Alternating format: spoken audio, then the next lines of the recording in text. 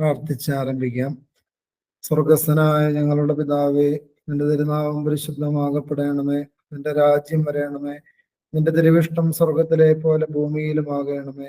ഞങ്ങൾക്ക് ആവശ്യമാകുന്ന അപ്പം ഇന്ന് ഞങ്ങൾക്ക് തരണമേ. ഞങ്ങളുടെ കടക്കാരോട് ഞങ്ങൾ ക്ഷമിച്ചതുപോലെ ഞങ്ങളുടെ കടങ്ങളും പാപങ്ങളും ഞങ്ങളോട് ക്ഷമിക്കണമേ. പരീക്ഷയിലേക്ക് ഞങ്ങളെ പ്രവേശിപ്പിക്കരുത്, എന്നെയോ ദുഷ്ടൻ ഞങ്ങളെ രക്ഷിച്ചു കൊള്ളണമേ.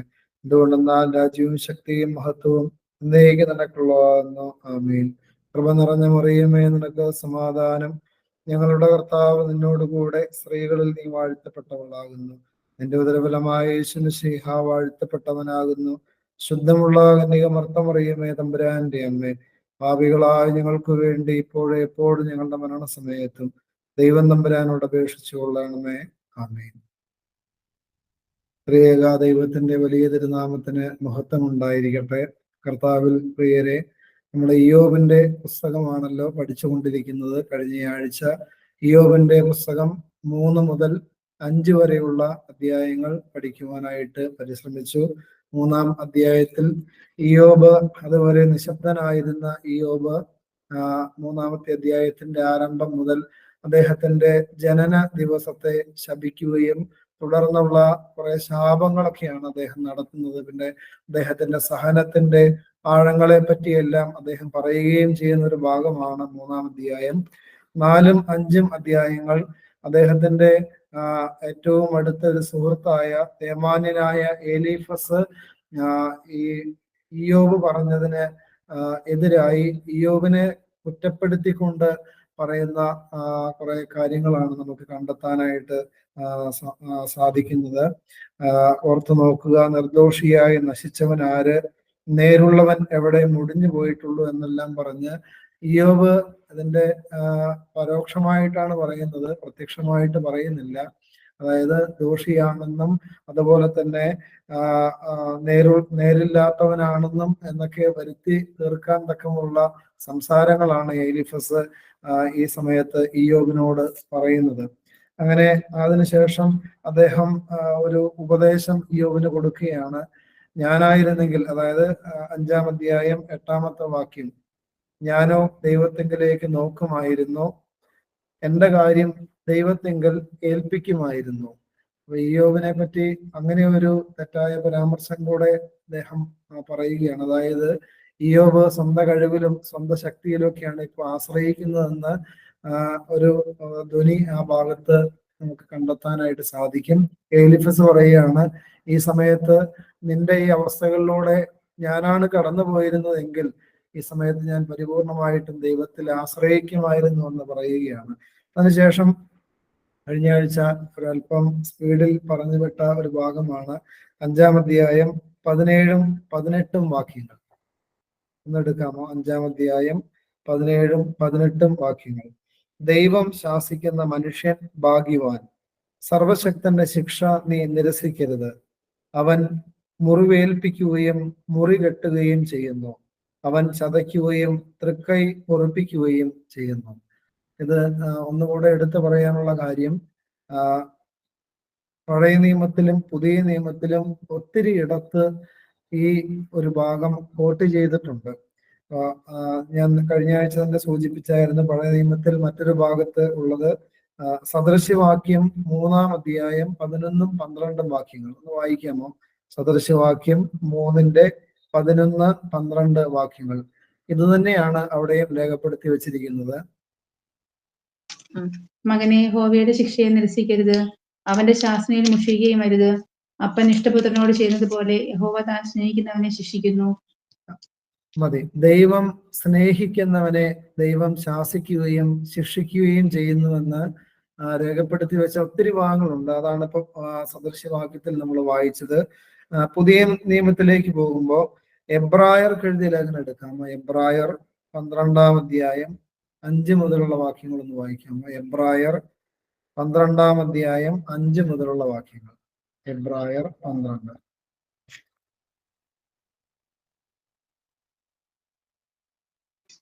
മകനെ, കർത്താവിന്റെ ശിക്ഷ നിരസിക്കരുത്, അവൻ ശാസിക്കുമ്പോൾ മുഷിയുകയും അരുത്. കർത്താവ് താൻ സ്നേഹിക്കുന്നവനെ ശിക്ഷിക്കുന്നു, താൻ കൈക്കൊള്ളുന്ന ഏതു മകനെയും തല്ലുന്നു എന്നിങ്ങനെ മക്കളോടെന്ന പോലെ നിങ്ങളോട് സമ്പാദിക്കുന്ന പ്രബോധനം നിങ്ങൾ മറന്നു കളഞ്ഞുവോ? നിങ്ങൾ ബാലശിക്ഷ സഹിച്ചാൽ ദൈവം മക്കളോടെന്ന പോലെ നിങ്ങളോട് പെരുമാറുന്നു. അപ്പൻ ശിക്ഷിക്കാത്ത മകൻ എവിടെയുള്ളൂ? എല്ലാവരും പ്രാപിക്കുന്ന ബാലശിക്ഷ കൂടാതിരിക്കുന്നുവെങ്കിൽ നിങ്ങൾ മക്കളല്ല, കൗലടയന്മാരത്രേ. ഒരു വാക്യം കൂടെ ഒന്ന് വായിക്കാമോ? വെളിപാട് പുസ്തകം, അത് മതി. വെളിപാട് പുസ്തകം 3-ാം അധ്യായം 19-ാമത്തെ വാക്യം. വെളിപാട് 3:19.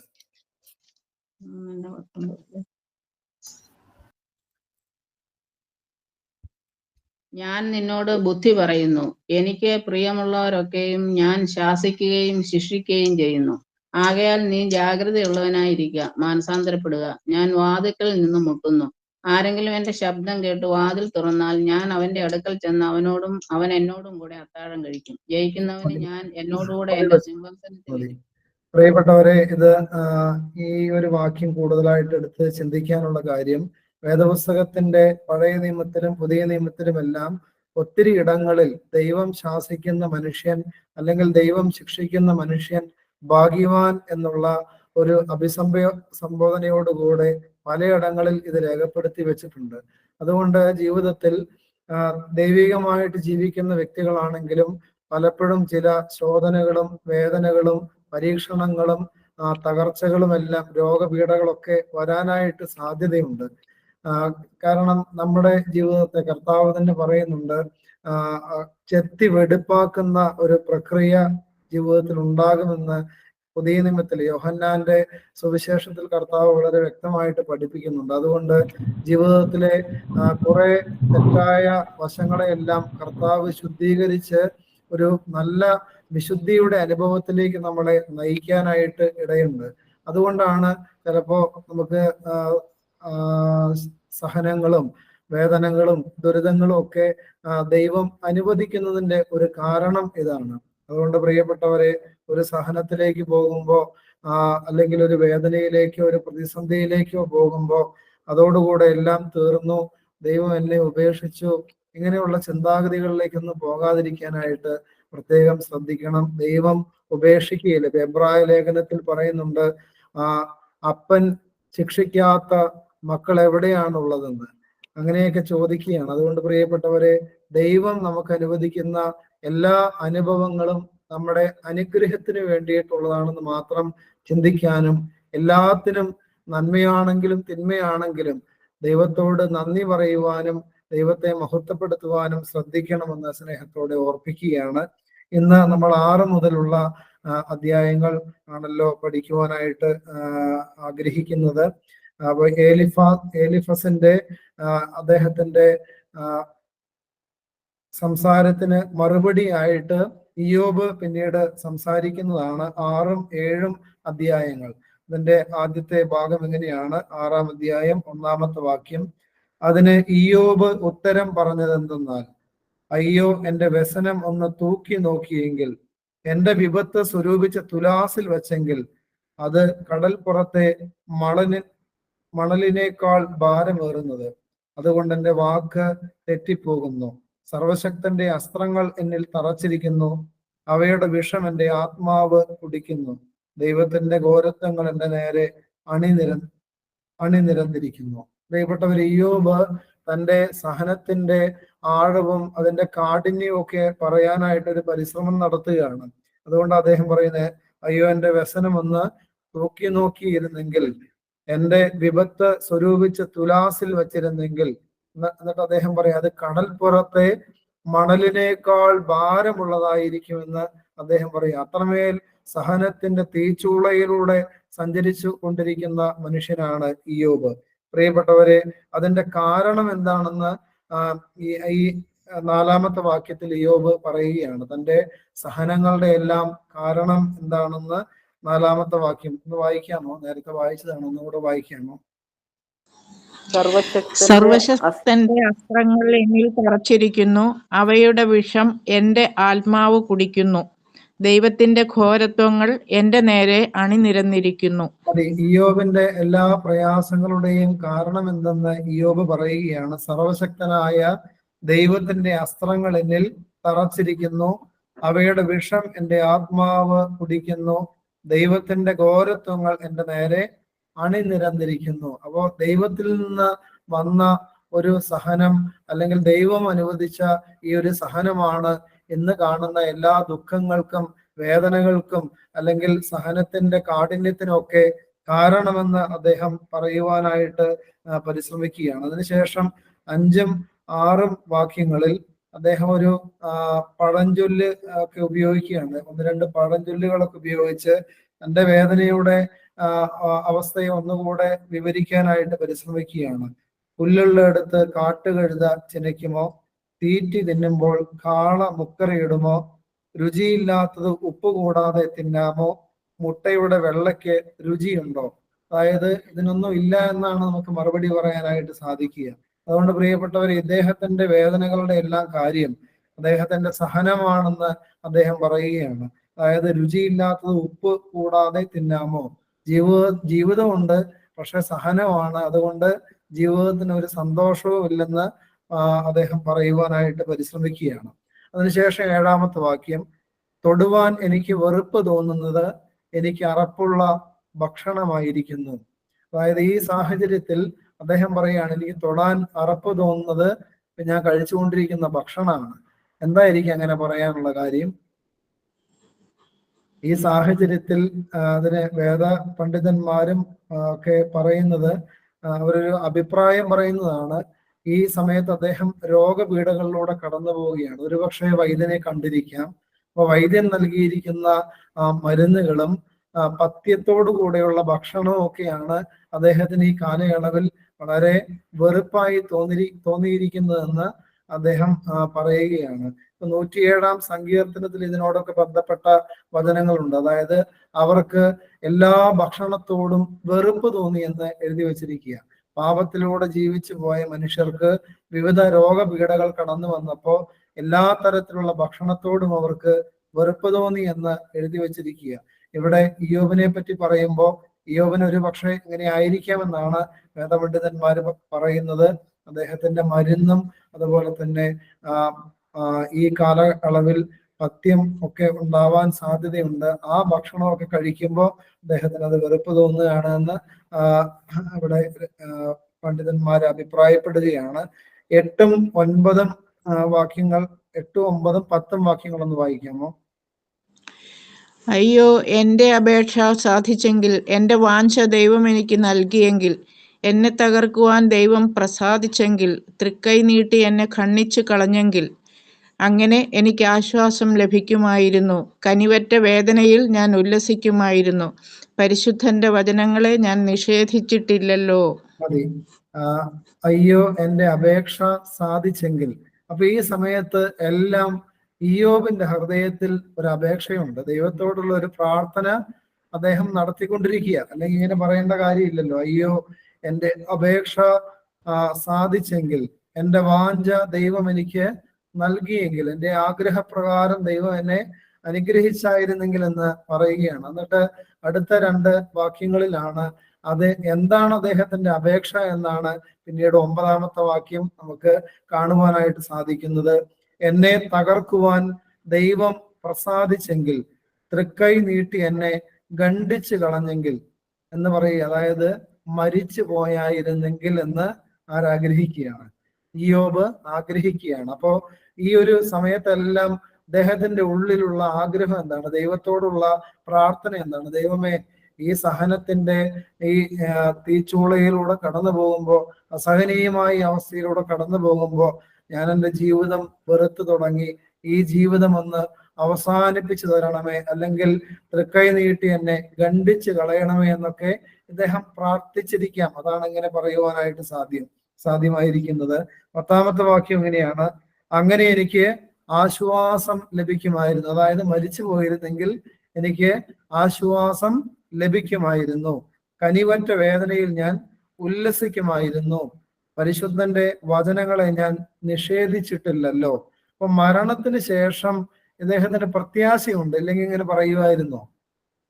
മരണത്തിന് ശേഷം ഇദ്ദേഹം പറയുകയാണ്, എനിക്ക് ആശ്വാസം ലഭിക്കുമായിരുന്നു. അതോടൊപ്പം കനിവറ്റ വേദനയിൽ ഞാൻ ഉല്ലസിക്കുമായിരുന്നു. പ്രിയപ്പെട്ടവർ, എന്തുകൊണ്ടാണ് ഇദ്ദേഹത്തിന് മരണത്തിന് ശേഷം ഇത്ര പ്രത്യാശ ഉണ്ടായിരിക്കുന്നത്? മരിച്ചു കഴിയുമ്പോൾ എനിക്ക് ഉറപ്പായിട്ടും ദൈവം സന്തോഷം ലഭിക്കും, ആശ്വാസം ലഭിക്കുമെന്ന് ഇയ്യോബ് പറയാനുള്ള കാര്യം എന്താ? ഈ വാക്യത്തിൽ തന്നെ ഉണ്ട്. നിങ്ങളൊന്ന് ശ്രദ്ധിച്ച് വായിച്ചാൽ മനസ്സിലാവും. ആ വാക്യത്തിന്റെ അവസാനത്തെ ഭാഗം. പരിശുദ്ധന്റെ പരിശുദ്ധന്റെ വചനങ്ങളെ ഞാൻ നിഷേധിച്ചിട്ടില്ലല്ലോ. അതായത് ദൈവത്തിന്റെ വചനങ്ങൾ അണുവിട തെറ്റാതെ പാലിക്കുന്ന വ്യക്തിയാണ് ഞാൻ. അതുകൊണ്ട് ഞാൻ മരിച്ചു കഴിഞ്ഞാൽ എനിക്ക് ഉറപ്പുണ്ട്, ഞാൻ എൻ്റെ ദൈവത്തിന്റെ കരങ്ങളിൽ ആയിരിക്കും. അതുകൊണ്ട് അവിടെ ആയിരിക്കുമ്പോൾ ഞാൻ സന്തോഷിക്കും, ഞാൻ ആനന്ദിക്കുമെന്ന് അദ്ദേഹം പറയുകയാണ്. ഇപ്പൊ അബ്രഹാമിന്റെ മടിയിൽ ലാസർ, അവിടെ അതിനെപ്പറ്റി അങ്ങനെ തന്നെയാണല്ലോ എഴുതി വെച്ചിരിക്കുന്നത്. സന്തോഷ സ്ഥലത്ത്, ആനന്ദ സ്ഥലത്ത് ലാസർ ആയിരിക്കുന്നുവെന്നാണ് യേശു തന്നെ വെളിപ്പെടുത്തുന്നത്. അതുകൊണ്ട് പ്രിയമുള്ളവരെ, ഇയ്യോബിന്റെ പ്രത്യാശയുടെ കാരണം ഇയ്യോബ് ദൈവം പറഞ്ഞ വഴികളിലൂടെ നടന്ന വ്യക്തിയാണ്. അതുകൊണ്ട് പ്രിയപ്പെട്ടവരെ, ദൈവം പറഞ്ഞ വഴികളിലൂടെ നടക്കുന്ന വ്യക്തികളാണ് നമ്മളെങ്കിൽ നമുക്ക് എന്ത് പ്രത്യാശ ഉണ്ടാവാം? ഇയ്യോബ് പറഞ്ഞ പോലെ തന്നെ നമുക്ക് പ്രത്യാശയോടുകൂടെ പറയാം. ഇപ്പൊ പൗലോസ്ലീഹ പറയുന്നത് പോലെ മരിച്ച് ക്രിസ്തുവിനോടുകൂടെ ആയിരിക്കുവാനായിട്ടാണ് ഞാൻ ആഗ്രഹിക്കുന്നതെന്ന് പൗലോസ്ലീഹ പറയാനുള്ള കാര്യം എന്താ? പൗലോസ്ലീഹയ്ക്ക് അറിയാം, മരിച്ചാൽ ഉറപ്പായിട്ടും ആരുടെ കൂടെ ആയിരിക്കും? ക്രിസ്തുവിന്റെ കൂടെ ആയിരിക്കും. കാരണം ക്രിസ്തു എന്തു പറഞ്ഞോ അത് ഒരു വാക്ക് പോലും തെറ്റിക്കാതെ ക്രിസ്തുവിന്റെ സുവിശേഷത്തിന് വേണ്ടി ജീവിതം സമർപ്പിച്ച വ്യക്തിയായിരുന്നു ആര്? പൗലോസ്ലീഹ. അതുപോലെ തന്നെ ദൈവത്തിന്റെ വാക്കുകളും ദൈവത്തിന്റെ ഇഷ്ടങ്ങളും ആഗ്രഹങ്ങളും അറിഞ്ഞ് ജീവിച്ച വ്യക്തിയാണ് ഇയ്യോബ്. അതുകൊണ്ടാണ് ഇയ്യോബിന്റെ പുസ്തകത്തിന്റെ ആദ്യ ഭാഗത്ത് തന്നെ എഴുതി വെച്ചിട്ടുണ്ടല്ലോ, ഇയ്യോബിനെ പോലെ നിഷ്കളങ്കനും നേരുള്ളവനും ദൈവഭക്തനും ദോഷം വിട്ടകലുന്നതിനുമായ ആരെയും ഞാൻ കണ്ടിട്ടില്ല എന്ന് ദൈവം തന്നെയാണ് ഇയ്യോബിനെ പറ്റി സാക്ഷ്യം പറയുന്നത്. അതുകൊണ്ടാണ് ഇയ്യോബിന് ഇത്രമേൽ പ്രത്യാശ അദ്ദേഹത്തിന്റെ മരണത്തെ പറ്റി ഉണ്ടായിരിക്കുന്നതെന്ന് നമുക്ക് കണ്ടെത്താനായിട്ട് സാധിക്കും. അതിനുശേഷം അദ്ദേഹം കുറച്ച് ചോദ്യങ്ങൾ ചോദിക്കുകയാണ്. ഞാൻ 11-ാമത്തെ വാക്യം മുതൽ, ഞാൻ കാത്തിരിക്കേണ്ടതിന് എന്റെ ശക്തി എന്തുള്ളൂ? വായിച്ചോ. ദീർഘക്ഷമ കാണിക്കേണ്ടതിന് എന്റെ അന്തം എന്ത്? എന്റെ ബലം കല്ലിന്റെ ബലമോ? എന്റെ മാംസം താമ്രമാകുന്നുവോ? ഞാൻ കേവലം തുണയില്ലാത്തവനല്ലയോ? രക്ഷ എന്നെ വിട്ടുപോയില്ലയോ? മതി. അതായത് പ്രിയപ്പെട്ടവരെ, ഇയ്യോബ് ചോദിക്കുകയാണ്, ഞാനൊരു നിസ്സാരക്കാരനായ മനുഷ്യനല്ലേ? പച്ച മാംസവും രക്തവും ഉള്ള മനുഷ്യനല്ലേ? അദ്ദേഹം ചോദിക്കുകയാണ്, എന്റെ ബലം കല്ലിന്റെ ബലമാണോ? ഇതുപോലെ സഹനം തരാൻ തക്കവണ്ണം എന്റെ മാംസം താമ്രമാണോ? അദ്ദേഹം ചോദിക്കുക. അദ്ദേഹത്തിന്റെ സഹനത്തിലുള്ള ഉത്തരം കണ്ടെത്താനായിട്ടുള്ള ചോദ്യങ്ങൾ അദ്ദേഹം ചോദിക്കുന്നത്. പ്രിയപ്പെട്ടവരെ, ഒത്തിരി വലിയ സഹനങ്ങളിലൂടെ കടന്നു പോകുമ്പോൾ നമ്മൾ ഒരു പക്ഷേ ഇങ്ങനെയൊക്കെ ചോദിച്ചിരിക്കാം, ഒരു മനുഷ്യന് സഹിക്കാൻ പറ്റുന്ന കാര്യങ്ങളാണോ എൻ്റെ ജീവിതത്തിൽ ഞാൻ നേരിടുന്നതെന്നൊക്കെ ചോദിക്കാനായിട്ട് ഇടയായിട്ടുണ്ടാകാം. അങ്ങനെയുള്ള ചോദ്യങ്ങളാണ് ഈ സമയത്ത് അദ്ദേഹം ഏലിഫസിനോടും കൂട്ടുകാരോടും ഒക്കെ ചോദിക്കുന്നത്. അതിനുശേഷം 14-ാമത്തെ വാക്യം ഒന്ന് വായിക്കാമോ? ദുഃഖിതനോട് സ്നേഹിതൻ ദയ കാണിക്കേണ്ടതാകുന്നു, അല്ലാഞ്ഞാൽ അവൻ സർവശക്തന്റെ ഭയം ത്യജിക്കും. ദുഃഖിതനോട് സ്നേഹിതൻ എന്ത് കാണിക്കണം? ദയ കാണിക്കേണ്ടതാകുന്നു, അല്ലെങ്കിലോ അവൻ സർവശക്തന്റെ ഭയം ത്യജിക്കും. എന്താ ഈ സർവശക്തന്റെ ഭയം? ദൈവത്തെയുള്ള പേടി. ദൈവത്തെ പറ്റിയുള്ള ഭയം എന്നുള്ളതാണ് POC ബൈബിളിൽ ഇതിനെപ്പറ്റി ഉള്ള ഒരു എഴുതി വച്ചിരിക്കുന്നത്. അവിടെ കാണുന്ന ട്രാൻസ്ലേഷൻ എങ്ങനെയാണ്? അല്ലാഞ്ഞാൽ അവൻ ദൈവഭക്തി ത്യജിക്കുമെന്നാണ്. ദൈവഭയം, ദൈവഭക്തി ഇതെല്ലാം ഒന്നാണ്. ദൈവത്തോടുള്ള ഭക്തിയും ഭയവും ഒക്കെ ഒരേ കാര്യത്തിൽ വരുന്നതാണ്. അപ്പൊ എങ്ങനെയാണ്? ദുഃഖിതനോട് സ്നേഹിതൻ ദയ കാണിക്കേണ്ടതാകുന്നു, അല്ലാഞ്ഞാൽ അവൻ ദൈവഭക്തി ത്യജിച്ച് കളയും. ഇതിനോട് ബന്ധപ്പെട്ട ഒരു പുതിയ നിയമ ഭാഗം നമുക്കൊന്ന് വായിച്ചു നോക്കാം. വിശുദ്ധ യാക്കോബിന്റെ ലേഖനം 1-ാം അധ്യായം 27-ാമത്തെ തിരുവചനം. വിശുദ്ധ യാക്കോബ് 1-ാം അധ്യായം 27-ാമത്തെ തിരുവചനം വായിക്കാമോ? ദൈവത്തിന്റെ മുമ്പാകെ പിതാവാം ദൈവത്തിന്റെ മുമ്പാകെ ശുദ്ധവും നിർമ്മലവുമായുള്ള ഭക്തിയോ അനാഥരെയും വിധവമാരെയും അവരുടെ സങ്കടത്തിൽ ചെന്ന് കാണുന്നതും ലോകത്താലുള്ള കളങ്കം പറ്റാതവണ്ണം തന്നെത്താൻ കാത്തുകൊള്ളുന്നതുമാകുന്നു. അപ്പൊ നമുക്ക് ദൈവഭക്തിയെ പറ്റിയുള്ള നമ്മുടെ കാഴ്ചപ്പാട് എന്ന് പറയുന്നത് ഒരു കാഴ്ചപ്പാട് മാത്രമേ പലപ്പോഴും നമ്മളെല്ലാം ശ്രദ്ധിക്കാറുള്ളൂ. അതായത് പള്ളിയിൽ വരുമ്പോ നല്ല ഭക്തിയോടും ആദരവോടും കൂടെ നിൽക്കുക, പിന്നെ എവങ്കേലിയനൊക്കെ വായിക്കുമ്പോൾ കൈ ഊപ്പി പിടിച്ച് നിൽക്കുക, പിന്നെ ശിരസ് നമിക്കാൻ പറയുമ്പോൾ ശിരസ് നമിച്ച് പ്രാർത്ഥിക്കുക, കുമ്പിട്ട് പ്രാർത്ഥിക്കുക, മുട്ടുകുത്തി പ്രാർത്ഥിക്കുക. അങ്ങനെ ഭക്തിയുടെ ഒരു വശമാണത്. അത് വേണ്ട എന്നല്ല പറയുന്നത്. പക്ഷെ ദൈവഭക്തിയെ പറ്റി യാക്കോബ് ശ്ലീഹായിലൂടെ ദൈവത്തിന്റെ പരിശുദ്ധാത്മാവ് പറയുകയാണ്, പിതാവായ ദൈവത്തിന്റെ മുമ്പാകെയുള്ള നിർമ്മലമായ ഭക്തി എന്താണ്? അനാഥരെയും വിധവമാരെയും, അതായത് ദുഃഖത്തിലും പ്രയാസത്തിലും ഞെരുക്കത്തിലും ഇരിക്കുന്ന വ്യക്തികളെ പോയി കാണുകയും അവരെ സഹായിക്കുകയും ചെയ്യുന്നതാണെന്ന് ആര് പറയുകയാണ്? പരിശുദ്ധാത്മാവ് യാക്കോബിലൂടെ പറയുകയാണ്. അതുകൊണ്ട് പ്രിയപ്പെട്ടവരെ, ഒരു ഭക്തി അതൊരു നാണയമായിട്ട് കരുതുകയാണെങ്കിൽ ഒരു നാണയത്തിന്റെ ഒരു വശമാണ് ഭക്തിയുടെ പ്രകടനങ്ങൾ. എന്നാൽ മറുവശം എന്താണ്? മറുവശം പാവപ്പെട്ടവരെയും ദുഃഖിതരെയും അനാഥരെയും വിധവമാരെയും അവരുടെ സങ്കടത്തിൽ ചെന്ന് കണ്ട് അവരെ ആശ്വസിപ്പിക്കുന്നതാണ്. പ്രിയപ്പെട്ടവരെ, അതാണ് ദൈവഭക്തി എന്ന് പറയുന്നത്. ഇവിടെ അത് തന്നെയല്ലേ പറയുന്നത്? 14-ാമത്തെ വാക്യം, ദുഃഖിതനോട് സ്നേഹിതൻ ദയ കാണിക്കേണ്ടതാകുന്നു. അപ്പൊ ദയ കാണിച്ചില്ലെങ്കിൽ അതെന്താണ്? അത് ദൈവത്തെ തിരസ്കരിക്കുന്നതിന് തുല്യമാണ്. അതിനുശേഷം പറയുകയാണ്, അല്ലാഞ്ഞാൽ അവൻ സർവശക്തന്റെ ഭയം ത്യജിക്കും. അതുകൊണ്ട് ഈ കാര്യം നമ്മുടെ ഹൃദയത്തിൽ ഉണ്ടാകണം. ദൈവഭക്തി എന്ന് പറഞ്ഞാൽ നമ്മുടെ ദൈവത്തിന്റെ ഛായയിലും ദൈവത്തിന്റെ സാദൃശ്യത്തിലും സൃഷ്ടിക്കപ്പെട്ട മനുഷ്യനെ അവന്റെ ആവശ്യങ്ങളിൽ സഹായഹസ്തം നീട്ടിക്കൊടുക്കുന്നതും ദൈവഭക്തിയുടെ ഒരു ഭാഗമാണ്. അപ്പോസ്തല പ്രവൃത്തി 11-ാം അധ്യായം എടുക്കാമോ? അപ്പോസ്തല പ്രവൃത്തി 11-ാം അധ്യായം 27 മുതലുള്ള വാക്യങ്ങൾ വായിക്കാമോ? അപ്പോസ്തല പ്രവൃത്തി 11-ാം അധ്യായം 27 മുതലുള്ള വാക്യം. ആ കാലത്ത് യെരൂശലേമിൽ നിന്ന് പ്രവാചകന്മാർ അന്ത്യോഖ്യയിലേക്ക് വന്നു. അവരിൽ അഗബോസ് എന്ന് ഒരുവൻ എഴുന്നേറ്റ് ലോകത്തിലൊക്കെയും മഹാക്ഷാമം ഉണ്ടാകും എന്ന് ആത്മാവിനാൽ പ്രവചിച്ചു. അത് ക്ലൗദ്യോസിന്റെ കാലത്ത് സംഭവിച്ചു. അപ്പോൾ യഹൂദയിൽ പാർക്കുന്ന സഹോദരന്മാരുടെ ഉദവിക്കായി ശിഷ്യന്മാരിൽ ഓരോരുത്തൻ പ്രാപ്തി പോലെ കൊടുത്തയപ്പാൻ നിശ്ചയിച്ചു. അവർ അത് നടത്തി. ബർന്നബാസിന്റെയും ശൗലിന്റെയും കയ്യിൽ മൂപ്പന്മാർക്ക് കൊടുത്തയച്ചു. മതി. അതായത് അപ്പോസ്തല പ്രവൃത്തിയിൽ നമ്മൾ കാണുന്ന ഒരു ഭാഗമാണ്. യെരൂശലേമിൽ നിന്ന് പ്രവാചകന്മാർ അന്ത്യോക്യയിലേക്ക് കടന്നു വന്നു. എന്നിട്ട് അവരിൽ ഒരു പ്രമുഖനായ ഒരു പ്രവാചകൻ അഗാബോസ് എന്ന പേരുള്ളവൻ എഴുന്നേറ്റ് എന്ത് ചെയ്യാണ്? ലോകമാസകലം വരാൻ പോകുന്ന ഒരു ക്ഷാമത്തെ പറ്റി അദ്ദേഹം പ്രവചിക്കുകയാണ്. അത് സംഭവിക്കുന്നുണ്ട്. അത് ക്ലൗദ്യോസിന്റെ കാലത്ത് സംഭവിച്ചു. ഇങ്ങനെ സംഭവിച്ച സമയത്ത് അപ്പോസ്തലന്മാർ എന്താ ചെയ്യുന്നത്? അവര് നിഷ്ക്രിയരായിട്ട് നോക്കിയിരിക്കുകയാണോ ചെയ്യുന്നത്? ആണോ? അല്ല. അപ്പോൾ യഹൂദ്യയിൽ പാർക്കുന്ന സഹോദരന്മാരുടെ ഉദവിക്കായി ശിഷ്യന്മാരിൽ ഓരോരുത്തൻ നിശ്ചയിച്ചു. പ്രിയപ്പെട്ടവരെ, ഈ അപ്പോസ്തലന്മാരെല്ലാം നല്ല ഭക്തരായിരുന്നു, അല്ലേ? ദൈവത്തെ ഹൃദയപൂർവം സ്നേഹിക്കുകയും ദൈവത്തെ ആരാധിക്കുകയും ചെയ്ത അനുഗ്രഹീതരായ മനുഷ്യരായിരുന്നു.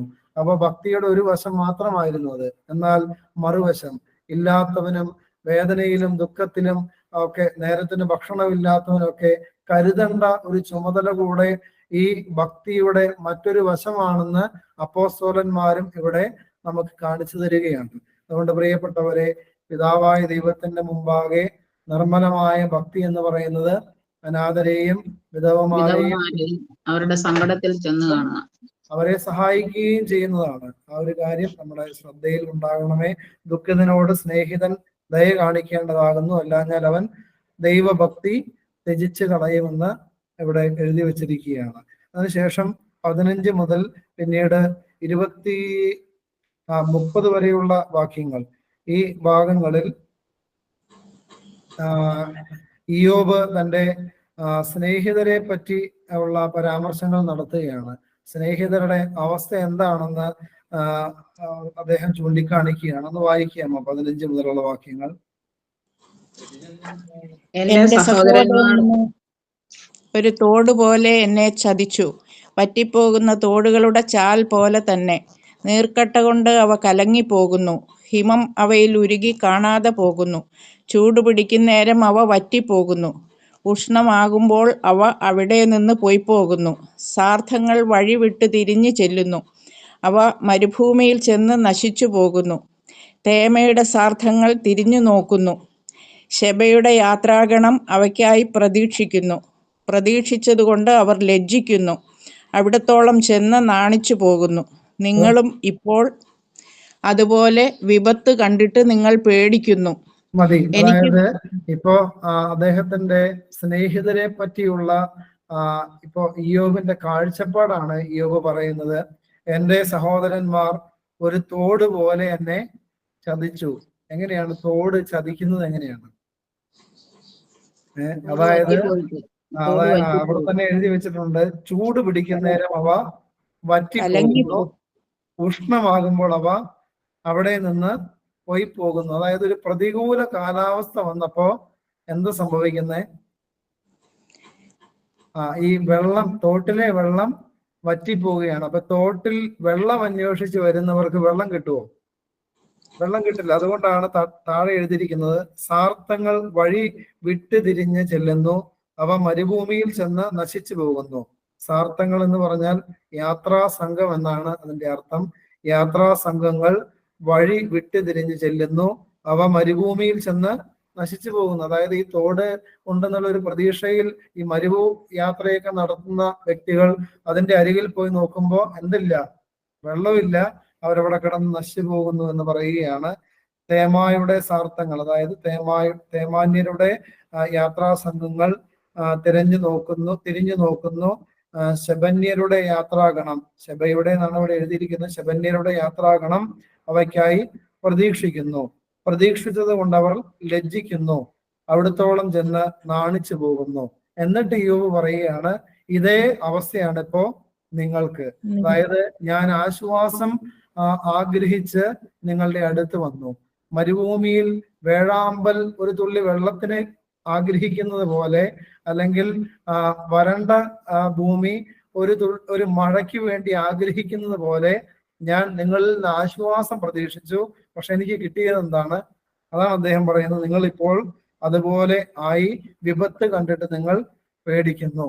അതിനുശേഷം പിന്നീട് വീണ്ടും അവരെ കുറ്റപ്പെടുത്തുകയാണ്. 22 മുതലുള്ള വാക്യങ്ങൾ ഒന്ന് വായിക്കാമോ? 22ഉം 23ഉം വാക്യം. നിങ്ങളുടെ സമ്പത്തിൽ നിന്ന് എനിക്ക് വേണ്ടി കൈക്കൂലി കൊടുപ്പീൻ, വൈരിയുടെ കയ്യിൽ നിന്ന് എന്നെ വിടുവിപ്പീൻ, നിഷ്ഠൂരന്മാരുടെ കയ്യിൽ നിന്ന് എന്നെ വീണ്ടെടുപ്പീൻ എന്നിങ്ങനെ ഞാൻ പറഞ്ഞിട്ടുണ്ടോ? എന്നെ ഉപദേശിപ്പീൻ. ഇയ്യോബ് അവരോട് ചോദിക്കുകയാണ്, എനിക്ക് വേണ്ടി കൈക്കൂലി കൊടുക്കാനോ, എന്നെ ഏതെങ്കിലും തരത്തിൽ വൈരിയുടെ കയ്യിൽ നിന്ന് വിടുവിപ്പാനോ, അങ്ങനെ എന്തെങ്കിലും തരത്തിൽ ഞാൻ നിങ്ങളോട് ആവശ്യപ്പെട്ടിട്ടുണ്ടോ? അങ്ങനെ ഒരു ആവശ്യം പോലും ഞാൻ നിങ്ങളോട് ഉന്നയിച്ചിട്ടില്ല. അതിനുശേഷം പറയുകയാണ്, എന്നെ ഉപദേശിപ്പീൻ, ഞാൻ മിണ്ടാതിരിക്കാം. ഏതിൽ തെറ്റിപ്പോയെന്ന് എനിക്ക് ബോധം വരുത്തുവേൻ. നേരുള്ള വാക്കുകൾക്ക് എത്ര ബലം, നിങ്ങളുടെ ശാസനയ്ക്കോ എന്ത് ഫലം. വാക്കുകളെ ആക്ഷേപിപ്പാൻ വിചാരിക്കുന്നുവോ, ആശയറ്റവന്റെ വാക്കുകൾ കാറ്റിന് തുല്യമത്രേ. അങ്ങനെ പറഞ്ഞ് ഇയ്യോബ് വീണ്ടും അവരെ കുറ്റപ്പെടുത്തുകയാണ്. എന്നെ ഉപദേശിക്കുക, എന്നിട്ട് നല്ല കാര്യമാണെങ്കിൽ ഞാൻ സ്വീകരിക്കാം. നിങ്ങളുടെ ഈ വാക്കുകളൊന്നും എന്നെ ആശ്വസിപ്പിക്കുന്നില്ല. അത് മാത്രമല്ല, ഞാൻ പാപം ചെയ്തു എന്ന് നിങ്ങൾ നിരന്തരം എന്നെ കുറ്റപ്പെടുത്തിക്കൊണ്ടിരിക്കുകയും ചെയ്യുകയാണല്ലോ. നിങ്ങളുടെ വാക്കുകൾ എന്നെ ആക്ഷേപിക്കുകയാണെന്നൊക്കെ അദ്ദേഹം പറയുകയാണ്. അതിനുശേഷം 27 മുതലുള്ള വാക്യങ്ങൾ എങ്ങനെയാണ്? അനാഥന് നിങ്ങൾ ചീട്ടിടുന്നു, സ്നേഹിതനെ കൊണ്ട് കച്ചവടം ചെയ്യുന്നു. അതായത് അങ്ങനെയൊന്നും ചെയ്യുന്നില്ല എന്ന് നമുക്കറിയാം. ഈ 4 സുഹൃത്തുക്കളും അങ്ങനെയൊന്നും ആണെന്ന് എവിടെയും രേഖപ്പെടുത്തി വെച്ചിട്ടില്ല. അനാഥന് നിങ്ങൾ ചീട്ടിടുന്നു, അതായത് അനാഥനെ അടിമവേലയ്ക്ക് വിൽക്കുന്നതിനെ പറ്റി ആയിരിക്കും ഒരുപക്ഷെ പറയുന്നത്. സ്നേഹിതനെ കൊണ്ട് കച്ചവടം ചെയ്യുന്നു എന്നൊക്കെ പറഞ്ഞ സ്വാർത്ഥ ലാഭങ്ങൾക്ക് വേണ്ടി സ്നേഹിതന്മാരെ ഉപയോഗിക്കുന്നു എന്നാണ് അത് അർത്ഥമാക്കുന്നത്. ഈ കാര്യങ്ങളൊക്കെ നിങ്ങൾ ചെയ്യുന്നുവെന്ന് ഇയ്യോബ് തന്റെ സ്നേഹിതരെ പറ്റി കുറ്റാരോപണം നടത്തുകയാണ്. അതിനുശേഷം ഇയ്യോബ് പറയുകയാണ് 28ഉം 29ഉം വാക്യങ്ങൾ. ഇപ്പോൾ ദയചെയ്ത് എന്നെ ഒന്ന് നോക്കുവീൻ. ഇതെല്ലാം പറഞ്ഞു കഴിഞ്ഞിട്ട് വീണ്ടും ഇയ്യോബ് സൗമ്യനായി ശാന്തനായി തന്റെ സുഹൃത്തുക്കളോട് ഒരു അപേക്ഷ നടത്തുകയാണ്. ഇപ്പോൾ ദയചെയ്ത് എന്നെ ഒന്ന് നോക്കുവീൻ. ഞാൻ നിങ്ങളുടെ മുഖത്ത് നോക്കി ഭോഷ്ക് പറയുമോ? അതായത് ഞാൻ നുണ പറയുമോ? ഞാൻ ഇങ്ങനെ ദുഃഖത്തിലും വേദനയിലും ഒക്കെ ആയിരിക്കുമ്പോഴും ഞാൻ നിങ്ങളോട് നുണ പറയുമോ? ഇന്നേ വരെ ഞാൻ നിങ്ങളോട് അങ്ങനെ എന്തെങ്കിലും പറഞ്ഞിട്ടുണ്ടോ? നിങ്ങളോട് ഭോഷ്ക് പറഞ്ഞിട്ടുണ്ടോ? അതിനുശേഷം പറയുകയാണ്, ഒന്നുകൂടെ നോക്കുവീൻ, നീതികേട് ഭവിക്കരുത്. ഒന്നുകൂടെ നോക്കുവീൻ, എന്റെ കാര്യം നീതിയുള്ളത് തന്നെ. എന്റെ നാവിൽ അനീതി ഉണ്ടോ? എന്റെ വായ് അനർത്ഥം തിരിച്ചറിയുകയില്ലയോ? അങ്ങനെ വളരെ സൗമ്യനായ അദ്ദേഹം ചോദിക്കുകയാണ്, എന്റെ വായിൽ അനീതി ഉണ്ടോ? ഞാൻ നുണ പറഞ്ഞു എന്ന് നിങ്ങൾക്ക് തോന്നുന്നുണ്ടോ? എന്നെല്ലാം പറഞ്ഞ് അദ്ദേഹം ഈ അധ്യായോടെ അവസാനിക്കുകയാണ്. അതിനുശേഷം 7ാമത്തെ അധ്യായത്തിലേക്ക് പ്രവേശിക്കുമ്പോൾ 7ാം അധ്യായം 1 മുതൽ 10 വരെയുള്ള വാക്യങ്ങൾ ഇയ്യോബ് വീണ്ടും തന്റെ സഹനത്തിന്റെ തീവ്രതയെ പറ്റി പറയുകയാണ്. തന്റെ സഹോദരന്മാരോട് അവർക്ക് മനസ്സിലാവുന്ന തരത്തിൽ വ്യാഖ്യാനിച്ച് നോക്കുകയാണ്. 7ന്റെ 1 മുതൽ 10 വരെയുള്ള വാക്യങ്ങൾ അത് വായിക്കാമോ? അവന്റെ ജീവകാലം കൂലിക്കാരന്റെ ജീവകാലം പോലെ തന്നെ. വേലക്കാരൻ നിഴൽ വാഞ്ചിക്കുന്നത് പോലെയും കൂലിക്കാരൻ കൂലിക്ക് കാത്തിരിക്കുന്നത് പോലെയും വ്യർത്ഥമാസങ്ങൾ എനിക്ക് അവകാശമായി വന്നു. കഷ്ടരാത്രികൾ എനിക്ക് ഓഹരിയായി തീർന്നു. കിടക്കുന്നേരം ഞാൻ എപ്പോൾ എഴുന്നേൽക്കുമെന്ന് പറയുന്നു. രാത്രിയോ ദീർഘിച്ചു കൊണ്ടിരിക്കുന്നു. വെളുക്കുവോളം എനിക്കുരുളുക തന്നെ പണി. എന്റെ ദേഹം മുഴുവൻ മൺകട്ടയും എടുത്തിരിക്കുന്നു. എന്റെ തൊക്കിൽ പുൺവായുകൾ അടഞ്ഞു വീണ്ടും പഴുത്തു പൊട്ടുന്നു. എന്റെ നാളുകൾ നെയ്ത്തോടത്തിലും വേഗതയുള്ളത്. പ്രത്യാശ കൂടാതെ അവ കഴിഞ്ഞു പോകുന്നു. എന്റെ ജീവൻ ഒരു ശ്വാസം മാത്രം എന്നോർക്കണമേ. എന്റെ കണ്ണിനി നന്മയെ കാണുകയില്ല. എന്നെ കാണുന്നവന്റെ കണ്ണിനി എന്നെ കാണുകയില്ല. നിന്റെ കണ്ണ് എന്നെ നോക്കും, ഞാനോ ഇല്ലാതിരിക്കും. മേഘം ക്ഷയിച്ചു മാഞ്ഞു പോകുന്നത് പോലെ പാതാളത്തിൽ ഇറങ്ങുന്നവൻ വീണ്ടും കയറി വരുന്നില്ല. അവൻ തന്റെ വീട്ടിലേക്ക് മടങ്ങി വരികയില്ല. അവന്റെ ഇടമിനി അവനെ അറിയുകയുമില്ല. മതി. അതായത് ഇയ്യോബ് അവന്റെ വേദനകളെ പറ്റി വീണ്ടും പറയുകയാണ്. വ്യർത്ഥ മാസങ്ങൾ എനിക്ക് അവകാശമായി വന്നു. അതായത് ഇപ്പോഴുള്ള ഈ മാസങ്ങളെല്ലാം എന്താണ്? വ്യർത്ഥമാണെന്നാണ് അദ്ദേഹം പറയുന്നത്. എൻ്റെ ആയുസ്സിൽ ഇപ്പോൾ ഞാൻ അനുഭവിച്ചു കൊണ്ടിരിക്കുന്ന ഈ സഹനങ്ങളോട് കൂടിയ നാടുകൾ എനിക്ക് വ്യർത്ഥമായ മാസങ്ങളാണ്. കഷ്ടരാത്രികൾ എനിക്ക് ഓഹരിയായി തീർന്നിരിക്കുന്നു. കിടക്കുന്നേരം ഞാൻ എപ്പോൾ എഴുന്നേൽക്കുമെന്ന് പറയുന്നു. രാത്രിയോ ദീർഘിച്ചു കൊണ്ടിരിക്കുന്നു. വെളുക്കുവോളം എനിക്ക് ഉരുളുക തന്നെ പണി. അതായത് കിടന്നിട്ട് ഉറക്കം വരുന്നുണ്ടോ? ഉറക്കം വരുന്നില്ല. വേദന കൊണ്ട് അദ്ദേഹം കുളഞ്ഞുകൊണ്ട് ഉരുളുകയാണെന്ന് അദ്ദേഹം പറയുകയാണ്. അതിനുശേഷം പറയുന്നു, എൻ്റെ ദേഹം പുഴുവും മൺകട്ടയും ഉടുത്തിരിക്കുന്നു. അപ്പൊ ഈ ഉണ്ടായിരിക്കുന്ന വ്രണത്തിൽ എന്തുണ്ട്? അത് പുഴുവുണ്ട് അതിനകത്ത്. അപ്പൊ പുഴു അരിച്ചുകൊണ്ടിരിക്കുകയാണ്. അതിന്റെ വേദനകളും അതിന്റെ ബുദ്ധിമുട്ടുകളും എല്ലാം ഇയ്യോബ് സഹിച്ചുകൊണ്ടിരിക്കുക. എൻ്റെ ത്വക്കിൽ പുൺവായുകൾ അടഞ്ഞ് വീണ്ടും പഴുത്ത് പൊട്ടുന്നു. അങ്ങനെ പഴുപ്പും ചലവും ഒക്കെ ആയിട്ടാണ് ഇദ്ദേഹം കിടക്കുന്നത്. പ്രിയപ്പെട്ടവരെ, ഇതിന് ഇങ്ങനെ ഒത്തിരി വേദനകൾ സഹിക്കുന്നുവെന്ന് ഈ സുഹൃത്തുക്കളോട് പറയുകയാണ്. അതിനുശേഷം 7 മുതലുള്ള വാക്യങ്ങളിൽ ഒരു നിരാശനായ മനുഷ്യന്റെ വായിൽ നിന്ന് വരുന്ന വാക്കുകളാണ് അദ്ദേഹത്തിന്റെ വായിൽ നിന്ന് വരുന്നത്. എൻ്റെ ജീവൻ ഒരു ശ്വാസം മാത്രം എന്നോർക്കണമേ. എൻ്റെ കണ്ണ് ഇനി നന്മയെ കാണുകയില്ല. പ്രത്യാശയില്ലാത്തവന്റെ വായിൽ നിന്ന് വരുന്ന വാക്കാണ്, ഇനി മേലിൽ എൻ്റെ കണ്ണ് എന്ത് കാണില്ല? നന്മ കാണില്ല എന്ന് അദ്ദേഹം പറയുകയാണ്. എന്നെ കാണുന്നവന്റെ കണ്ണ് ഇനി എന്നെ കാണുകയില്ല.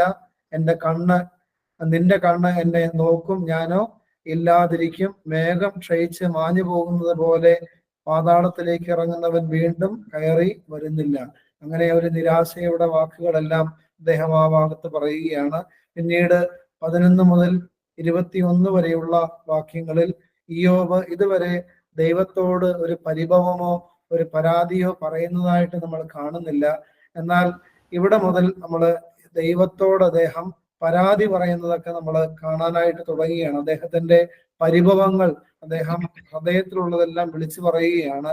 11 മുതൽ 21 വരെ ഉള്ള വാക്യങ്ങളൊന്ന് വായിക്കാമോ? ആകയാൽ ഞാൻ എന്റെ വായടയ്ക്കുകയില്ല, എന്റെ മനപ്പീടയിൽ ഞാൻ സംസാരിക്കും, എന്റെ മനോവ്യസനത്തിൽ ഞാൻ സങ്കടം പറയും. നീ എനിക്ക് കാവലാകേണ്ടതിന് ഞാൻ കടലോ കടലാനയോ ആകുന്നു. എന്റെ കട്ടിൽ എന്നെ ആശ്വസിപ്പിക്കും, എന്റെ മെത്ത എന്റെ വ്യസനം ശമിപ്പിക്കുമെന്ന് ഞാൻ പറഞ്ഞാൽ, നീ സ്വപ്നം കൊണ്ട് എന്നെ അലട്ടുന്നു, ദർശനം കൊണ്ടും എന്നെ ഭയപ്പെടുത്തുന്നു. ആകയാൽ ഞാൻ ഞെക്കി കുലയും, ഈ അസ്ഥികൂടത്തേക്കാൾ മരണവും തിരഞ്ഞെടുത്തിരിക്കുന്നു. ഞാൻ അഴിഞ്ഞിരിക്കുന്നു, എന്നേക്കും ജീവിച്ചിരിക്കയില്ല. എന്നെ വിടണമേ, എന്റെ ജീവകാലം ഒരു ശ്വാസം മാത്രമല്ലോ.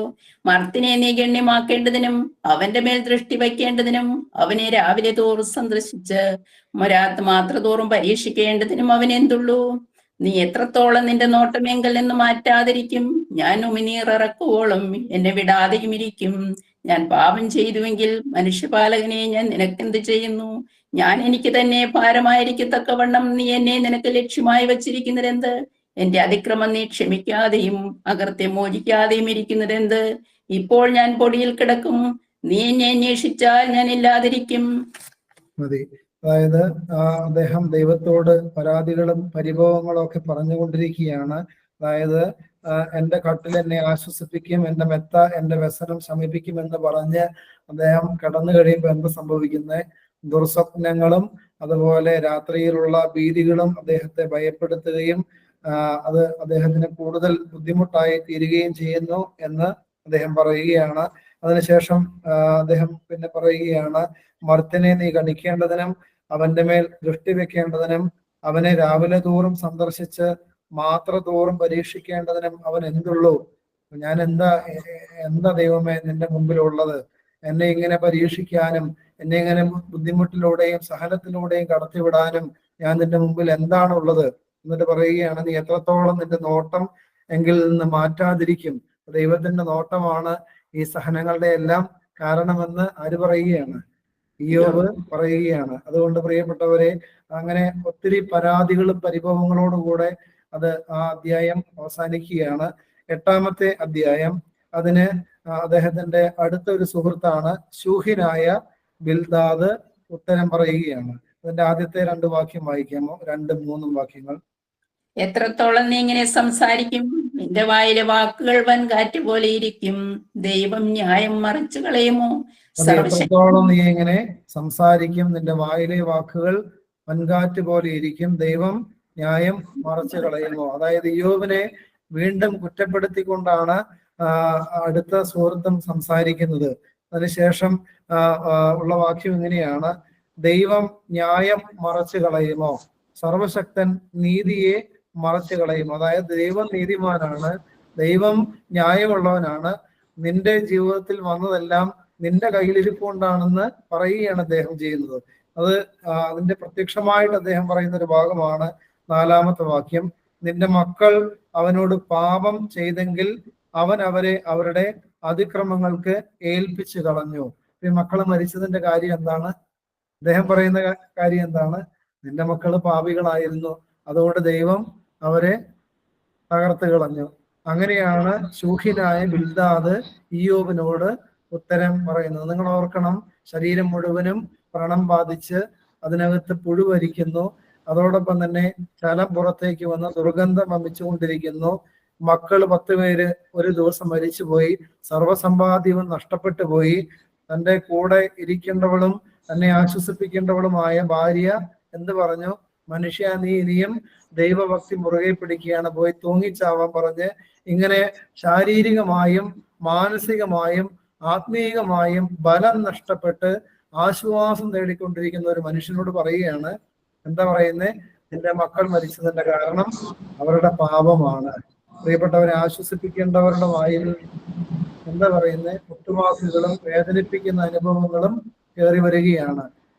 മേരിയാന്റെ മൈക്കൊന്ന് മ്യൂട്ട് ചെയ്യണേ. മേരി വർഗീസ് എന്ന് പറയുന്ന ഒരു മ്യൂട്ട് ചെയ്യണേ. അപ്പൊ പ്രിയപ്പെട്ടവരെ, ഈ ബിൽദാദ് കുറെ കൂടെ കാഠിന്യമേറിയ വാക്കുകൾ കൊണ്ട് ആരെ വേദനിപ്പിക്കുകയാണ്? ഇയ്യോബിനെ വേദനിപ്പിക്കുകയാണ്. അതിനുശേഷം അദ്ദേഹം പറയുന്ന കുറച്ച് ന്യായങ്ങൾ ഉണ്ട്. 5ഉം 6ഉം വാക്യങ്ങൾ ഇങ്ങനെയാണ്: നീ ദൈവത്തെ ശ്രദ്ധയോടെ അന്വേഷിക്കുകയും സർവശക്തനോട് അപേക്ഷിക്കുകയും ചെയ്താൽ നീ നിർമ്മലനും നേരുള്ളവനുമെങ്കിൽ അവൻ ഇപ്പോൾ നിനക്ക് വേണ്ടി ഉണർന്നു വരും. നിന്റെ നീതിയുള്ള വാസസ്ഥലത്തെ യഥാസ്ഥാനത്താക്കും. നിന്റെ പൂർവസ്ഥിതി അല്പമായി തോന്നും, നിന്റെ അന്ത്യസ്ഥിതി അതിമഹത്തായിരിക്കും.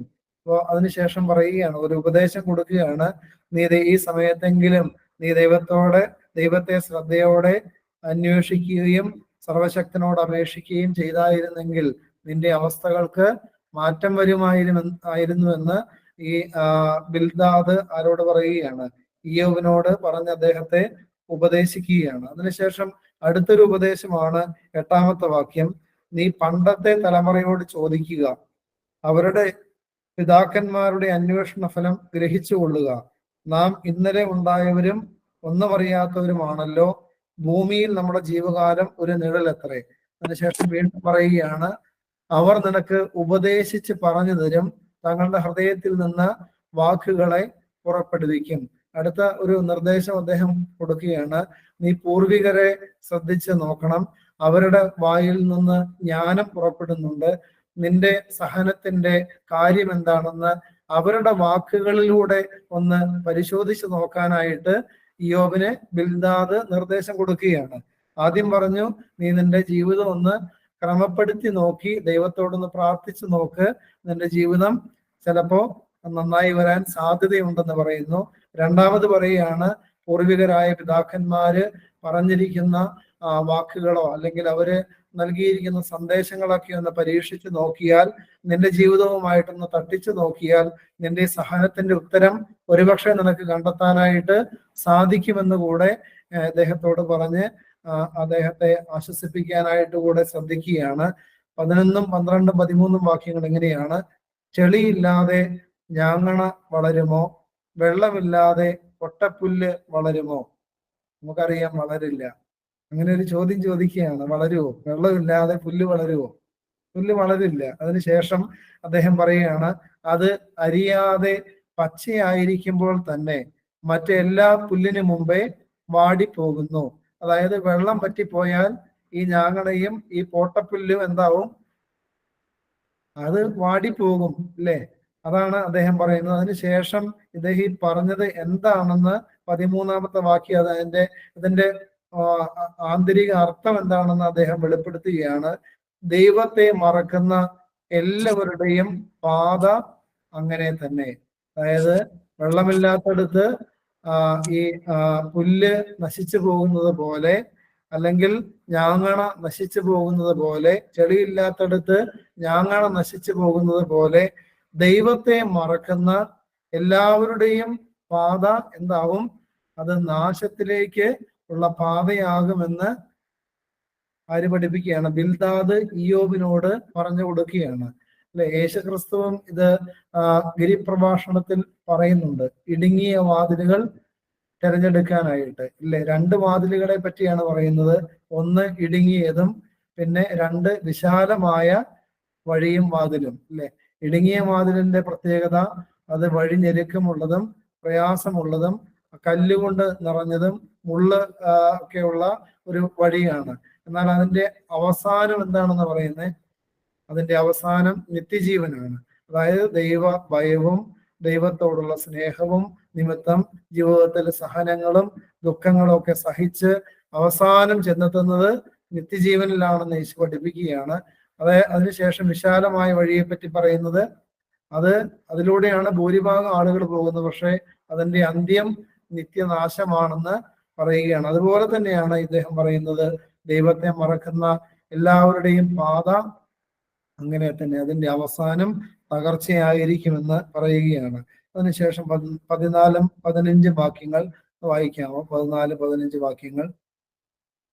അവന്റെ ആശ്രയം അറ്റുപോകും, അവന്റെ ശരണം ചിലന്തി വലയത്രേ. അവൻ തന്റെ വീടിനെ ആശ്രയിക്കും, അതോ നിൽക്കുകയില്ല. അവൻ അതിനെ മുറുകെ പിടിക്കും, അതോ നിലനിൽക്കുകയില്ല. വെയിലത്ത് അവൻ പച്ചയായിരിക്കും. അവൻ തന്റെ വീടിനെ ആശ്രയിക്കും, അതോ നിൽക്കുകയില്ല. അവൻ അതിനെ മുറുകെ പിടിക്കും, അതോ നിലനിൽക്കുകയില്ല. അതിന് മുമ്പത്തെ വാക്യം, അവന്റെ ആശ്രയം അറ്റുപോകും, അവന്റെ ശരണം ചിലന്തി വലയത്രേ. പ്രിയപ്പെട്ടവരെ, എന്തിലാണ് നമ്മൾ ആശ്രയിക്കുന്നത്? അതാണ് നമ്മുടെ ജീവിതത്തിന്റെ അടിസ്ഥാനം. ദൈവത്തിലാണ് നമ്മൾ ആശ്രയിക്കുന്നതെങ്കിൽ സങ്കീർത്തനക്കാരനെ പോലെ നമുക്ക് പറയാൻ പറ്റും, യഹോവയിൽ ഞാൻ ആശ്രയിക്കുന്നത് കൊണ്ട് ഞാൻ ലജ്ജിച്ചു പോവുകയില്ലെന്ന് പറയുവാനായിട്ട് സാധിക്കും. എന്നാൽ ഇവിടെ പറയുകയാണ്, അവൻ തന്റെ വീടിനെ ആശ്രയിക്കും. വീട്, അതായത് അവന്റെ വീട്, അവന്റെ മക്കൾ, അവന്റെ സമ്പാദ്യങ്ങൾ, അവന്റെ വിദ്യാഭ്യാസ യോഗ്യത, അവന്റെ കുടുംബ മഹിമ, ഇങ്ങനെയുള്ള കാര്യങ്ങളിലെല്ലാം ആശ്രയിക്കാനായിട്ടുള്ള സാധ്യത ആർക്ക് മുമ്പിലുണ്ട്? നമുക്ക് എല്ലാവർക്കും മുമ്പിൽ ഉണ്ട്. നമ്മുടെ കഴിവുകളിൽ നമ്മൾ ആശ്രയിച്ച് അഹങ്കരിക്കാനായിട്ട് സാധ്യതയുണ്ട്. അതായത് ഇപ്പൊ നിരീശ്വരവാദികളൊക്കെ എന്താ പറയുന്നത്? ഞങ്ങൾ ഞങ്ങളുടെ സ്വന്തം കഴിവ് കൊണ്ട് അധ്വാനിക്കുന്നു, ജീവിക്കുന്നു, ദൈവം ഇല്ല, അങ്ങനെ ഒരു സാധനം ഇല്ലെന്നൊക്കെ പറഞ്ഞ് ദൈവത്തെ നിഷേധിച്ച് നടക്കുന്നുണ്ട്. അതുകൊണ്ട് പ്രിയപ്പെട്ടവരെ, അങ്ങനെ നിഷേധിക്കാനായിട്ടും സാധിക്കും, അതേ സമയത്ത് ദൈവത്തിൽ ആശ്രയിക്കാനായിട്ടും സാധിക്കും. അതുകൊണ്ട് ദൈവത്തെ ആശ്രയിക്കണം എന്നാണ് ബിൽദാദ് ഇയ്യോബിനോട് ഈ സമയത്ത് ഉപദേശം കൊടുക്കുന്നത്. സങ്കീർത്തനം 37 സങ്കീർത്തനം ഒന്ന് എടുക്കാമോ? ദൈവത്തെ ആശ്രയിക്കുന്നവർക്ക് ലഭിക്കുന്ന അനുഗ്രഹങ്ങളെ പറ്റിയൊക്കെയാണ് അവിടെ എഴുതി വച്ചിരിക്കുന്നത്. 37 സങ്കീർത്തനം 3 മുതലുള്ള വാക്യങ്ങൾ വായിക്കുന്നു. 37 സങ്കീർത്തനം 3 മുതലുള്ള വാക്യങ്ങൾ. യഹോവയിൽ ആശ്രയിച്ച് നന്മ ചെയ്യുക, ദേശത്ത് പാർത്ത് വിശ്വസ്തത ആചരിക്കുക. യഹോവയിൽ തന്നെ രസിച്ചു കൊള്ളുക, അവൻ നിന്റെ ഹൃദയത്തിലെ ആഗ്രഹങ്ങളെ നിനക്ക് തരും. നിന്റെ വഴി യഹോവയെ ഭരമേൽപ്പിക്കുക, അവനിൽ തന്നെ ആശ്രയിക്കുക, അവൻ അത് നിർവഹിക്കും. അവൻ നിന്റെ നീതിയെ പ്രഭാതം പോലെയും നിന്റെ ന്യായത്തെ മധ്യാഹ്നം പോലെയും പ്രകാശിപ്പിക്കും. അതായത് ദൈവത്തിൽ ആശ്രയിക്കുന്നവന് ലഭിക്കുന്ന അനുഗ്രഹങ്ങളെ പറ്റി അവിടെ എഴുതി വെച്ചിരിക്കുന്നത്. നിന്റെ ഹൃദയത്തിലെ ആഗ്രഹങ്ങൾ ദൈവം നിനക്ക് തരും. അതായത് നന്മ ആഗ്രഹിച്ചാൽ ആ നന്മ ദൈവം തരുമെന്ന് പറയുകയാണ്. നിന്റെ വഴി യഹോവയെ ഭരമേൽപ്പിക്കുക, അതായത് നിന്റെ ജീവിത സാഹചര്യങ്ങളെ എല്ലാം ദൈവത്തിൽ ആശ്രയിച്ച് ദൈവത്തിന് സമർപ്പിച്ചു കഴിയുമ്പോൾ എങ്ങനെയാണ് പറയുന്നത്? അവനത് നിർവഹിക്കും. എത്ര പ്രതിസന്ധികൾ നിറഞ്ഞ വഴിത്താരകളിലൂടെ സഞ്ചരിക്കേണ്ട വ്യക്തികളാണെങ്കിലും ആ വഴികളിലൂടെ ആര് നയിക്കും? ദൈവം നയിക്കും. ഇല്ലേ? എന്തുമാത്രം ഉദാഹരണങ്ങളാണ് വേദപുസ്തകത്തിലുള്ളത്. ഇസ്രായേൽ ജനത്തെ മാത്രം എടുത്തു നോക്കിയാൽ മതി. ചെങ്കടലിന്റെ മുമ്പാകെ വന്ന് വഴിയടഞ്ഞു നിൽക്കുമ്പോ എല്ലാ ഇസ്രായേലിലും ആർക്കെതിരെ തിരിഞ്ഞു? മോശയ്ക്കെതിരെ തിരിഞ്ഞു. കൊല്ലാൻ വേണ്ടിയിട്ടാണോ ഇവിടെ കൊണ്ടുവന്നതെന്ന് ആര് പറയുകയാണ്? ജനം മോശയ്ക്ക് വിരോധമായി, മോശയ്ക്കും അഹ്റോനും വിരോധമായിട്ട് സംസാരിക്കുകയാണ്. അതായത് മുൻവശത്ത് കടല്, ചെങ്കടൽ, പുറകിൽ ആരാണ്? ഫറവോൻ വാളുമേന്തി അവന്റെ സൈന്യസമേതം കടന്നു വരുന്നു. രണ്ട് സൈഡിലും മലനിരകൾ. എവിടേക്കാണ് ഓടി രക്ഷപ്പെടാൻ പറ്റുക? അതുകൊണ്ട് പ്രിയപ്പെട്ടവരെ, ഈ സമയത്ത് വിശ്വാസം നഷ്ടപ്പെട്ട് ജനം മോശയ്ക്കും അഹ്റോനും വിരോധമായിട്ട് പിറുപിറുത്ത സമയത്ത് മോശ എന്താ ചെയ്യുന്നേ? മോശ ദൈവത്തിൽ ആശ്രയിക്കുകയാണ്. അദ്ദേഹത്തിന്റെ മുട്ടുകൾ മടക്കി സ്വർഗത്തിലേക്ക് നോക്കി ദൈവത്തോട് ചോദിക്കുക, ദൈവമേ ഇനി എന്താ ചെയ്യണ്ടേ? പ്രിയപ്പെട്ടവരെ, ദൈവത്തിൽ ആശ്രയിക്കുന്നവർക്ക് ദൈവം എന്ത് ചെയ്യും? വഴി തുറന്നു കൊടുക്കും. ദൈവം മോശയോട് പറഞ്ഞു, നിന്റെ കയ്യിൽ ഒരു വടി ഞാൻ തന്നിട്ടില്ലേ, ഈ വടി ഒന്നെടുത്ത് നിന്റെ മുന്നിൽ കാണുന്ന ചെങ്കടലിലേക്കൊന്ന് നീട്ടാമോ? പ്രിയപ്പെട്ടവരെ, മോശയ്ക്ക് എന്താ പറയുന്നതെന്ന് പോലും അറിയുന്നില്ല. പക്ഷെ അദ്ദേഹം എന്ത് ചെയ്തു? ദൈവം പറഞ്ഞത് അതുപോലെ കേട്ടു. ആ വടിയെടുത്ത് നീട്ടിപ്പിടിച്ചു. അപ്പൊ എന്ത് സംഭവിച്ചു? ദൈവം ഒരു കിഴക്കൻ കാറ്റടിപ്പിച്ച് ഈ സമുദ്രത്തെ രണ്ടായിട്ട് വിഭജിച്ച് അതിലെ ഉണങ്ങിയ നിലത്തോടുകൂടെ ആരെ നടത്തി? മോശയ്ക്കും അഹ്റോനും വിരോധമായിട്ട് പെറുപെറുത്ത ഈ ജനത്തെ ആ ഉണങ്ങിയ നിലത്തുകൂടെ നടത്തി. പിന്നീട് നമുക്കറിയാം, യോശുവയുടെ നേതൃത്വത്തിൽ ഈ ജനം പിന്നീട് ഒരു യോർദാൻ നദി കൂടെ ഇതേപോലെ കിടക്കുന്നുണ്ട്, ഇല്ലേ? ഒരു പ്രതിസന്ധിയിൽ ദൈവത്തിൽ ആശ്രയിക്കുന്ന യോശുവായിക്ക് ദൈവം അരുളപ്പാട് കൊടുത്തതുപോലെ അദ്ദേഹം ചെയ്തപ്പോ ഇതാ യോർദാനം രണ്ടായിട്ട് മാറി അതിന്റെ നടുവിലെ ഉണങ്ങിയ നിലത്തൂടെ ഈ ജനം കാനാൻ ദേശത്തിലേക്ക് പ്രവേശിക്കുന്നതിനെ പറ്റിയെല്ലാം നമുക്ക് പുറപ്പാടിലൊക്കെ വായിച്ച് കണ്ടെത്താനായിട്ട് സാധിക്കും. അതുകൊണ്ട് പ്രിയപ്പെട്ടവരെ, ദൈവത്തിൽ ആശ്രയിക്കുന്നവരുടെ കാര്യം ആര് നോക്കും? ദൈവം നോക്കും. പണത്തിൽ ആശ്രയിക്കുന്നവന്റെ കാര്യം ആര് നോക്കും? പണം നോക്കുവോ? പണം നോക്കില്ല പ്രിയമുള്ളവരെ. സമ്പത്തിൽ ആശ്രയിക്കുന്നവന്റെ അന്ത്യം വളരെ നിരാശപൂർണമായ അന്ത്യമാണെന്ന് നമുക്ക് വേദപുസ്തകത്തിൽ ഒത്തിരി ഉദാഹരണങ്ങൾ കണ്ടെത്താം. നമ്മുടെ ചുറ്റുപാടുകളിലും ഒത്തിരി ഉദാഹരണങ്ങൾ നമുക്ക് കണ്ടെത്താനായിട്ട് സാധിക്കും. കാരണം ഒരു രോഗം വന്ന്, അതായത് ഒരു വൈദ്യശാസ്ത്രത്തിന് പരിഹരിക്കാൻ പറ്റാത്തൊരു രോഗം വന്നാൽ ഈ സമ്പത്ത് കൊണ്ട് എന്താ പ്രയോജനമുള്ളത്? നല്ല പ്രയോജനമുണ്ടോ? ഒരു പ്രയോജനമില്ല. അവസാനം പണത്തിൽ ആശ്രയിച്ചവൻ നിരാശപ്പെട്ട് ഈ ലോകത്തോട് വിട പറയേണ്ട അവസ്ഥ കടന്നു വരും. അതുകൊണ്ട് പ്രിയമുള്ളവരെ, പണത്തിലോ അല്ലെങ്കിൽ സ്വന്തം കഴിവുകളിലോ മക്കളിലോ അല്ലെങ്കിൽ ഭാര്യയിലോ ഭർത്താവിലോ ഒന്നിലുമല്ല ആശ്രയിക്കേണ്ടത്. എന്തിലാണ് ആശ്രയിക്കേണ്ടത്? സർവശക്തനായ ദൈവത്തിൽ ആശ്രയിക്കണം. നഹൂം പ്രവാചകന്റെ പുസ്തകം 1-ാം അധ്യായം എടുക്കാമോ? എടുക്കാൻ വളരെ എളുപ്പമുള്ള ഒരു പുസ്തകമാണ് നഹൂം പ്രവാചകന്റെ പുസ്തകം, അല്ലേ? നഹൂം പ്രവാചകന്റെ പുസ്തകം 1-ാം അധ്യായം 7-ാമത്തെ വാക്യം. യോന, മീഖ, അത് കഴിഞ്ഞ് യഹോവ നല്ലവനും കഷ്ട ദിവസത്തിൽ ശരണവുമാകുന്നു. തന്നിൽ ആശ്രയിക്കുന്നവരെ അവൻ അറിയുന്നു. യഹോവ എന്നാൽ നല്ലവനും, മതി ചേച്ചി. യഹോവ നല്ലവനും കഷ്ട ദിവസത്തിൽ ശരണവും ആകുന്നു. തങ്ങൾ ആശ്രയിക്കുന്നവരെ അവൻ അറിയുന്നു. അപ്പൊ ദൈവത്തിൽ ആശ്രയിക്കുന്നവരെ മറ്റാരും അറിഞ്ഞില്ലെങ്കിലും, ജീവിത പങ്കാളി അറിഞ്ഞില്ലെങ്കിലും, മക്കൾ അറിഞ്ഞില്ലെങ്കിലും, പള്ളിയിലെ അച്ഛൻ അറിഞ്ഞില്ലെങ്കിലും, നമ്മുടെ ഇടവക മെത്രാപ്പോലീത്ത അറിഞ്ഞില്ലെങ്കിലും ആരറിയും? ദൈവത്തിൽ ആശ്രയിക്കുന്നവനെ ദൈവം അറിയും. അവന്റെ എല്ലാ അവസ്ഥകളിലും അവനെ ദൈവം വഴി നടത്തുമെന്ന് ഇവിടെ രേഖപ്പെടുത്തി വെച്ചിരിക്കുക. അതുകൊണ്ട് പ്രിയമുള്ളവരെ, സ്വന്തം വീട്ടിലോ അല്ലെങ്കിൽ പണത്തിലോ നമ്മുടെ ആരോഗ്യത്തിലോ നമ്മുടെ കഴിവുകളിലോ ഒന്നും കൂടുതലായിട്ട് ആശ്രയം വെക്കരുത്. മക്കളിലൊന്നും കൂടുതലായിട്ട് പ്രത്യാശ വെക്കരുത്. അതൊക്കെ നിരാശയിലേക്ക് നമ്മളെ നയിക്കാനായിട്ടിടയായി തീരും. അതുകൊണ്ട് ആരിൽ മാത്രം ആശ്രയിക്കണം? സങ്കീർത്തനക്കാരനെ പോലെ യഹോവയിൽ ആശ്രയിക്കണം. ഞാൻ ഒരിക്കലും ലജ്ജിച്ചു പോകുകയില്ലെന്ന് പറയുവാനായിട്ട് അപ്പോൾ നമുക്ക് സാധിക്കും. അതിനുശേഷം അതിന്റെ അവസാന ഭാഗം 21-ഉം 22-ഉം വാക്യങ്ങൾ വായിക്കാമോ? 8-ന്റെ 21-ഉം 22-ഉം വാക്യങ്ങൾ.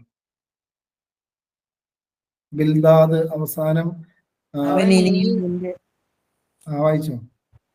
അവൻ ഇനിയും നിന്റെ വായിൽ ചിരിയും നിന്റെ അധരങ്ങളിൽ ഉല്ലാസഘോഷവും നിറയ്ക്കും. നിന്നെ പകയ്ക്കുന്നവർ ലജ്ജ ധരിക്കും.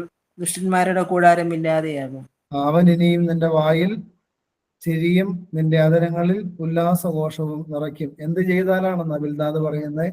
ദൈവത്തിൽ നീ ആശ്രയിച്ചു കഴിയുമ്പോൾ അവൻ ഇനിയും നിന്റെ വായിൽ ചിരിയും നിന്റെ അധരങ്ങളിൽ ഉല്ലാസഘോഷവും നിറയ്ക്കും. നിന്നെ പകയ്ക്കുന്നവർ ലജ്ജ ധരിക്കും. ദുഷ്ടന്മാരുടെ കൂടാരം ഇല്ലാതെയാകും. പ്രിയപ്പെട്ടവരെ, ഇയ്യോബ് ആദ്യം എലിഫസിന് മറുപടി പറയുന്നതാണ് നമ്മൾ കാണുന്നത്.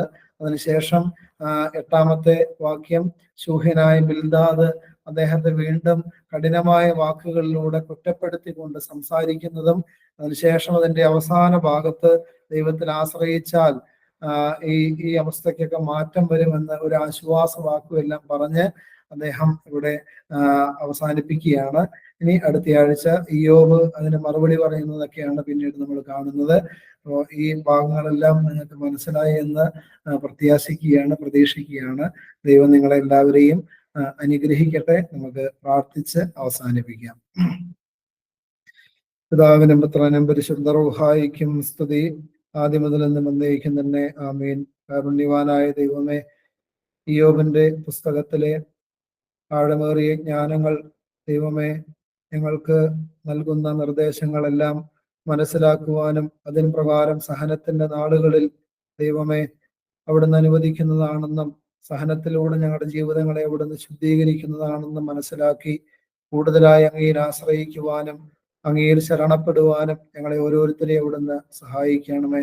ഞങ്ങൾ ഞങ്ങളുടെ പ്രത്യാശയും ആശ്രയവും ശരണവും വെച്ചിരിക്കുന്നത് ഈ ലോകത്തിലും ലോകവസ്തുക്കളിലും മനുഷ്യരിലുമാണെങ്കിൽ ദൈവമേ അത് ലജ്ജയിലേക്ക് ഞങ്ങളെ നയിക്കുമെന്ന് ഇന്ന് കേൾപ്പിക്കുവാനായിട്ട് അവിടുന്ന് ഇടയാക്കി തീർത്തല്ലോ.